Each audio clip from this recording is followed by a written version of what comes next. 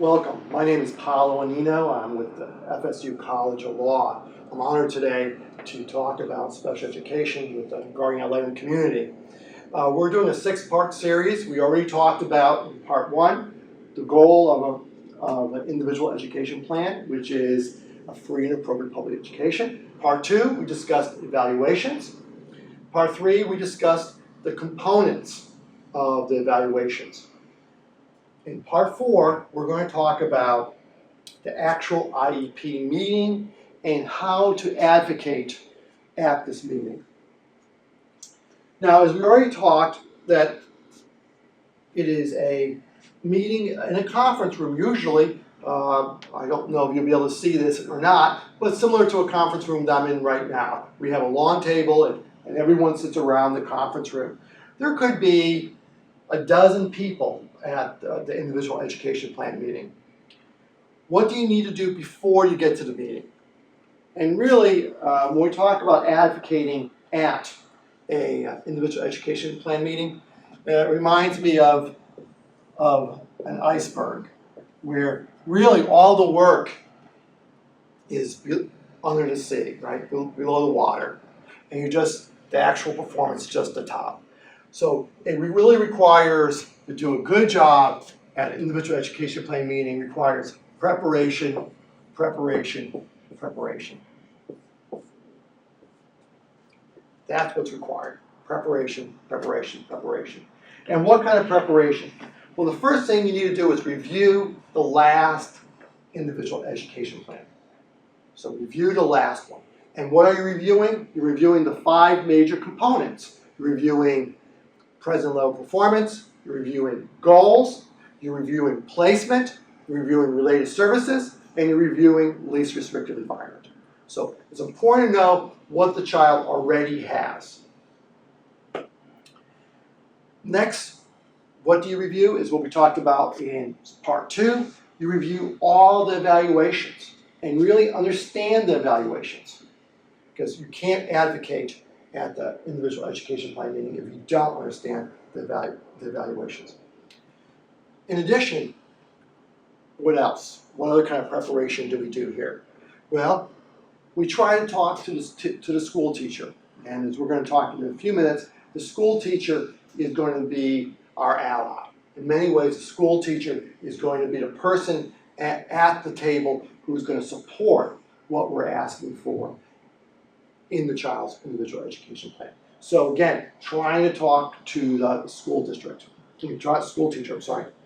Also, the guidance counselor, other personnel at the school. So it's important to have all this background that you talk about. All other key documents are the report card. It's important to look at the last report card. Is the child doing well based on the last IEP? Or is the child failing? What does the last report card tell us about the child? In addition to regular report cards, there's something called periodic reports. And what periodic reports are, they're like report cards. Sometimes they're incorporated in the report card. They tell us what progress the child has made toward his or her goal. So we talk about goals being one of the components of the individual education plan.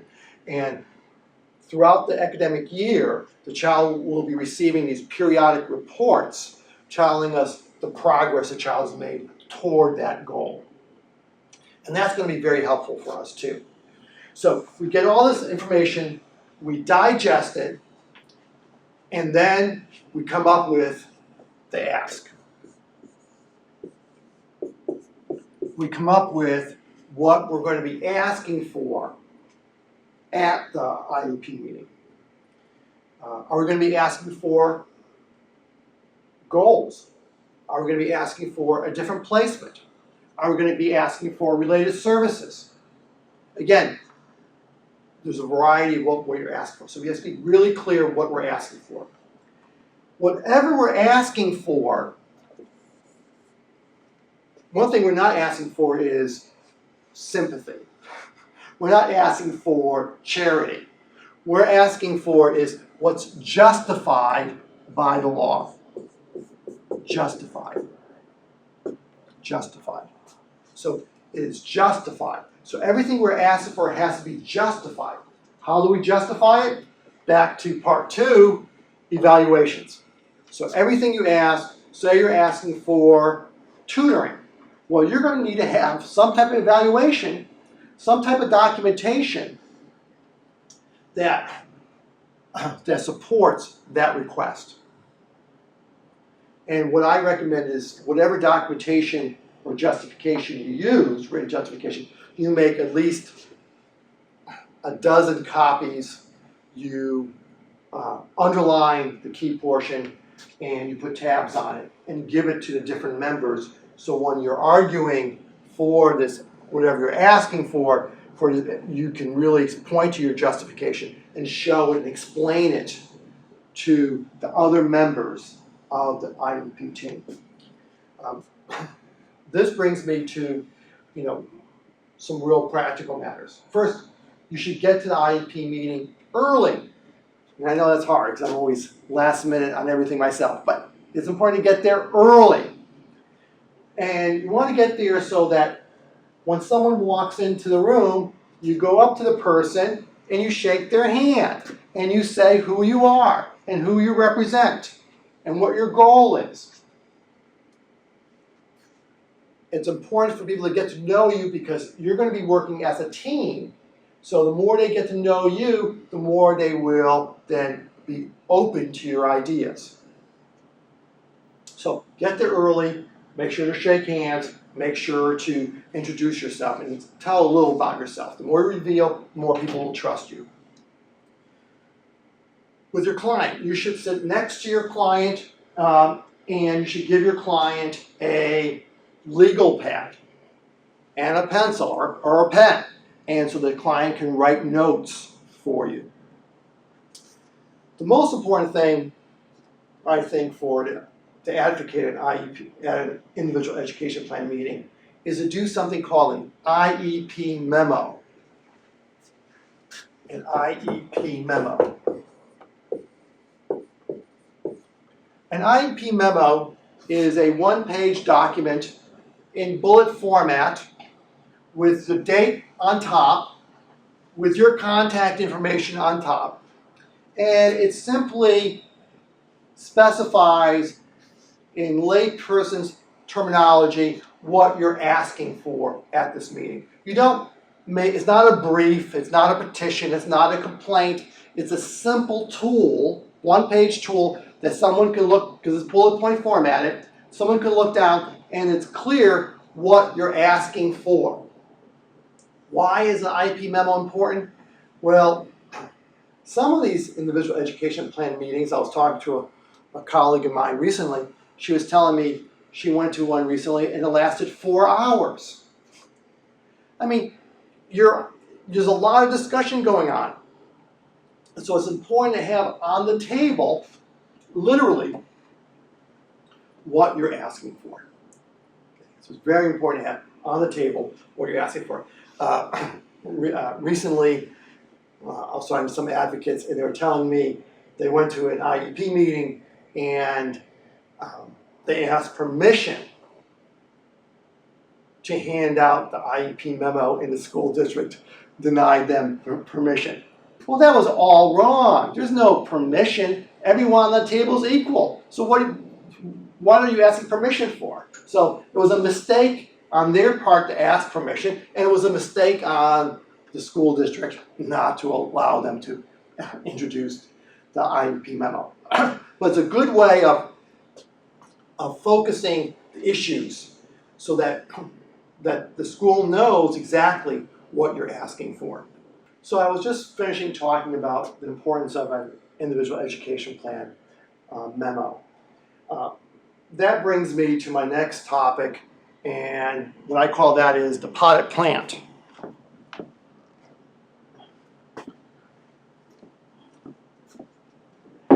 This is a potted plant for my garden. I'm in North Florida, and this year we're growing cotton. So anyway, here's a potted plant. An advocate is not a potted plant. So if you're going to go to an individual education plan meeting and you're just going to sit there, then there's really is no point at all of going to the individual education plan meeting. And there's no point of being appointed an educational surrogate if you're going to be a potted plant. It's important at these IEP meetings that you be, because the goal is consensus. So it's important that you be polite, that you be considerate, that you give opportunity for the other members to talk, that you don't cut people off. But at the same time, it's very important that you're assertive, that you make it clear what you're asking for, and you make it clear your justification for what you're asking. I've been to IEP meetings where advocates and school district folks were combative. Well, let me assure you, you're not going to create consensus on what's a free and appropriate public education if you're combative. So it's important to be assertive, it's important to be clear on what you're asking for, it's important to fully explain your justification why you believe either a related service, a program, a least restrictive environment, a goal is required to provide a free and appropriate public education for the child. Now, at the meeting itself, again, it could be up to a dozen people at the meeting, I always look at the school teacher as the ally. So, because everyone's equal, during my time when I'm talking, I will often turn to the school teacher, and I do the palm of the hand thing. I turn to the school teacher, and I will ask questions to the school teacher about the child where I'm trying to elicit information that will support whatever I'm asking for. So IEP meetings should be used as a great opportunity to ask sincere, authentic questions to support your position. And as I already said, this is not where it would be nice if the child had tutoring. Again, it has to be justified. At the end of the IEP, Individual Education Plan meeting, at the end of it, and again, some last several hours. One local county here in North Florida, what they like to do is they schedule their IEP meetings every 5 minutes. So, but in reality, there's no way you could have a meaningful discussion as equal members in a 5-minute slot. So there's a wide spectrum of how long these IEP meetings last, and truthfully, they last as long as they need to provide a free and appropriate public education. I've been to IEP meetings where we will spend a few hours, we're not finished, we had to continue it, and then we've continued the IEP meeting 2 or 3 times. Again, the goal always being a free and appropriate public education. But now let's get to the end game, as we say in chess. The end game of the individual education plan meeting. Well, the end game is this. The school district has someone sitting down and actually writing the individual education plan meeting while the discussion is going on. So the document is being created while the discussion is going on. So at the end of the meeting, everyone, I believe this, and I know there's some disagreement, but everyone at the table needs to sign the document. Why do you need to sign it? Because it is evidence that you did participate. So it's evidence that you did participate. So you need to sign the document. But as they say in French literature, exegesis of the text, where you read a text very carefully or you read a contract very carefully. This is one of the times where an individual education plan is like a contract, where you're required to read every word. And you would catch, for example, like my students failed to catch, that issue of the range from 0 to 2 hours. So you would read it very carefully, and after you read it very carefully, and there might be people standing over you, like waiting, why is it taking you so long? I'm sorry, that's just the nature of the enterprise. So don't let anyone pressure you into any kind of speed reading here. You have to read it very carefully, and at the end of the reading, if you don't agree that this document provides a free and appropriate public education, you simply write your name, and then you say, don't agree, free and appropriate public education. That's all. So you're not writing an epistle. You're not writing a brief. You don't have to give your reasons why you don't agree. But you have to put down on the document that you don't agree. And what don't you agree about? You don't agree that's providing a free and appropriate public education. Now, to get back to the actual dialogue of the individual education plan meeting, sometimes school officials, sometimes parents, sometimes advocates lose their cool. They get too caught up on the issue. It's important, though, that what you should do when you notice that people are getting too heated up on the conversation, that what you should do is, I call it, and I literally do this, I say, time out. Let's take a 3-minute break or a 5-minute break, and then you can use that time to talk to your client. I also use timeouts, so during an IEP meeting, sometimes some really interesting ideas emerge from the IEP meeting that we didn't think about ahead of time. And so I use it as a way to talk to my client to see if my client agrees to this new idea. So the way of timeouts are ways to pound things down if the dialogue is getting too heated. It's a way of taking a break and making sure your client is in agreement with you as to whatever is being discussed or being proposed on the table.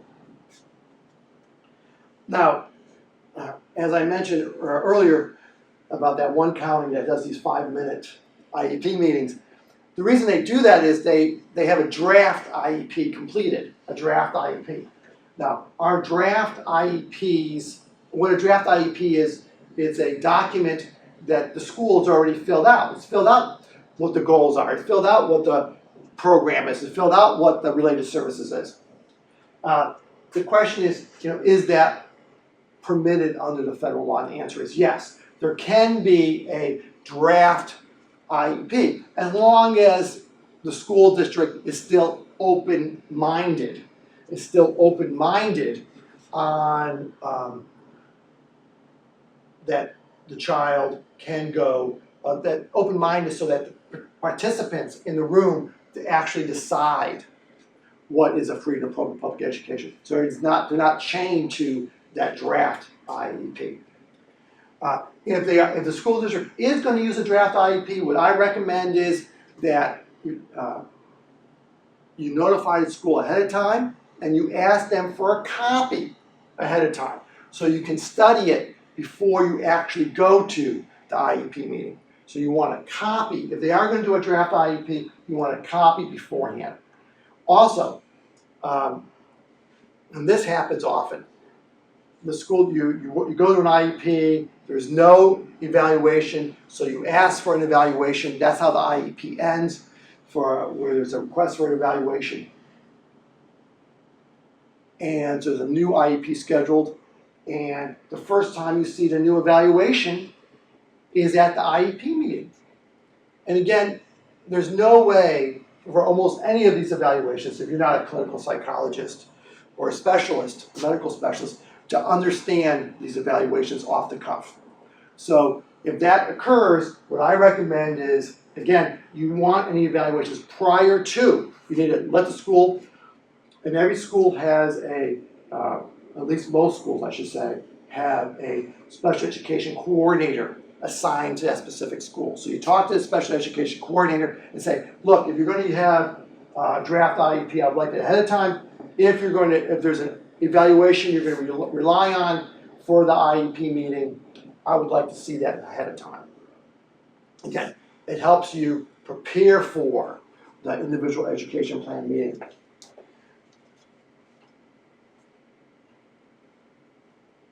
Now, this is the really fundamental. It is very important after, at the end game, where IEP, you finally created this document that's going to provide a free and appropriate public education. At the end game, that you sign it, that you walk out of the meeting with the actual copy of the signed individual education plan meeting. I can tell you many horror stories out there where the school officials will say, well, we're too busy, we'll put it in the mail to you. And then you get the individual education plan weeks later, and then you're not even clear is exactly what you agreed upon. So the only way to resolve that problem is to simply say you are going to stay there until they give you the actual signed document.